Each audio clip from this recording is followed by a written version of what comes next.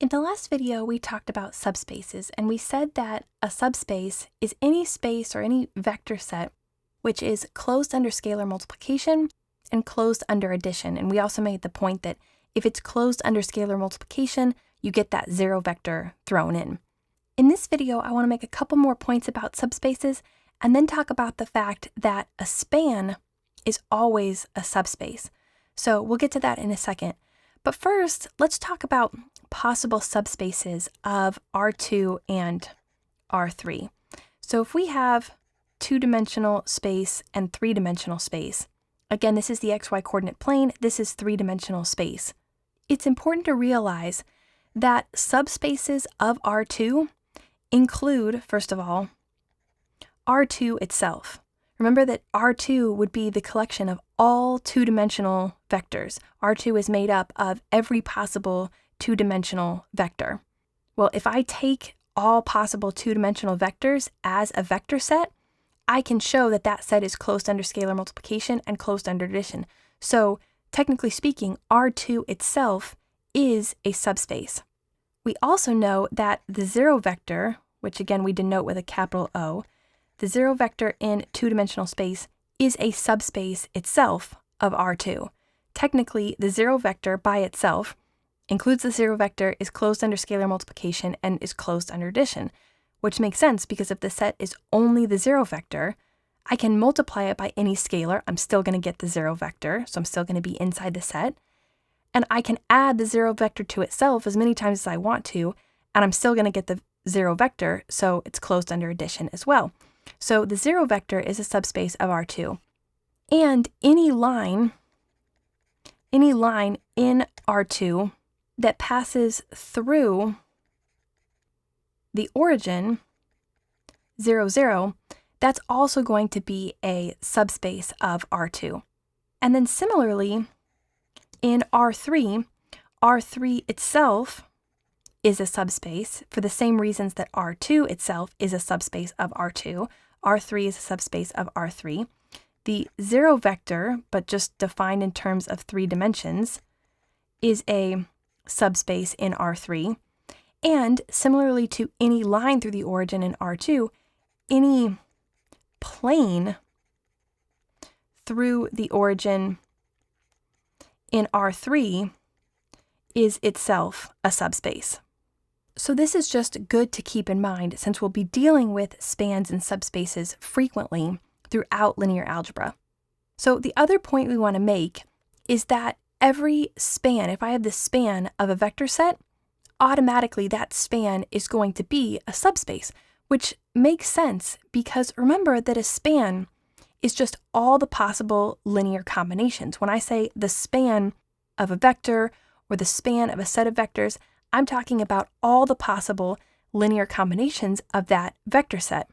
So for instance, if I define the vector set V as the span of two vectors in three-dimensional space, let's say we have the vector 1, 1, 1, and we have the vector 0, 2, 3. Because V is the span of something, I automatically know that the vector set V is a subspace. I can call V a subspace.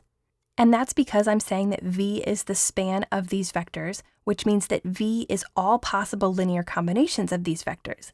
And if I'm talking about all the possible linear combinations, that means that included in the span are linear combinations of these individual vectors. So for instance, I could multiply the vector 1, 1, 1 by a scalar c sub 1. I could multiply the vector 0, 2, 3 by a scalar of c sub 2. I could multiply either of these vectors by any scalar that I wanted to. Well, these individually are still just linear combinations of the original vectors. This c sub 1 times the vector 1, 1, 1 is really saying c sub 1 times this vector plus 0 times this vector. So it's a linear combination, and because this is a linear combination of this vector, that means it's included in the span. And therefore, it's already included as part of the vector set. C sub 1 times the vector 1, 1, 1 is already included in V by the definition of span, by the fact that we're spanning these two vectors. So automatically, by default, I know that the vector set V, or the span of these vectors, is closed under scalar multiplication because I can multiply any vector in the set by any scalar that I want, and I will still be in the span, I'll still be in the vector set V. And then similarly, because the span means that we're taking all the possible linear combinations, that means that I can add these two vectors together, and I still just have a linear combination of the vectors. Remember that the span means all the linear combinations of these, which means this entire vector itself is already included in the span and already included in V, so I also know that V is closed under addition. So the point is that it really doesn't matter what I'm spanning. If I say my vector set V is the span of a single two-dimensional vector in R2, because this is a span, V is going to be a subspace.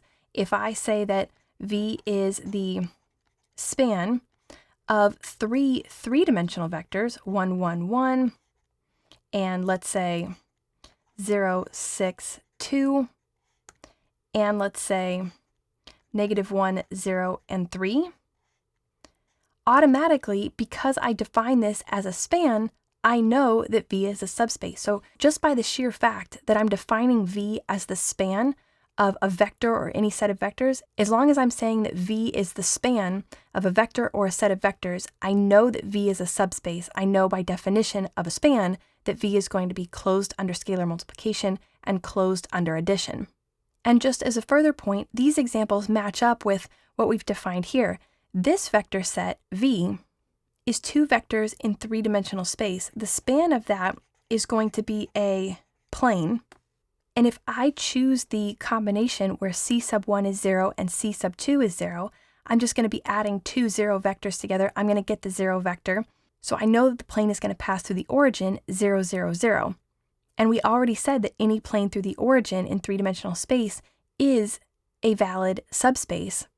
So if we call this V sub 1, V sub 2, and V sub 3, V sub 1 is this type of subspace in R3. V sub 2, the span of a single vector in two-dimensional space. You can imagine that if I have 2D coordinate space like this, and I have a vector 0, 3, so let's say that that vector looks something like this, 0, and then up to 3, let's say that point is 3 right there, that I can take scalar multiples of this. I can multiply this by any scalar, and I'm still just going to end up somewhere along the y-axis. Positive scalars are going to move me further toward the positive direction of the y-axis. Negative scalars are going to move me in the negative direction of the y-axis, but I'm still going to be along the y-axis. And then sums of that vector are still just going to move me along the y-axis as well. So the span of this single vector is this line x equals 0, this line x equals 0 through the origin. So V2 is the line through the origin 0, 0. That's the kind of subspace that V2 is. And then V3 is back to three-dimensional space. It's the span of three vectors. These three vectors are all linearly independent. And remember that when we have three linearly independent vectors that are defined in R3, we know that those vectors are going to span all of R3. So V3 is actually the subspace V3 itself. So that's just a little more information about the kinds of spaces that these spans represent. But the point here is that whenever you have a vector set defined as the span of a vector or vectors, you know that that vector set, V, is automatically, by definition of a span, going to be a subspace.